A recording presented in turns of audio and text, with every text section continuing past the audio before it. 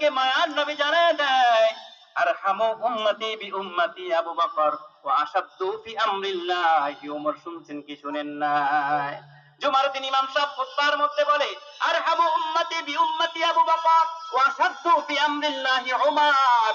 মায়ার নবী জানায় দেয়, আমার উম্মতের মধ্যে সবচাইতে নরম দিলওয়ালা হলো হযরতে আবু বকর, আমার উম্মতের মধ্যে সবচাইতে সঙ্গে দিল, সবচাইতে কঠিন হৃদয়ের অধিকারী হলেন হযরতে ওমর।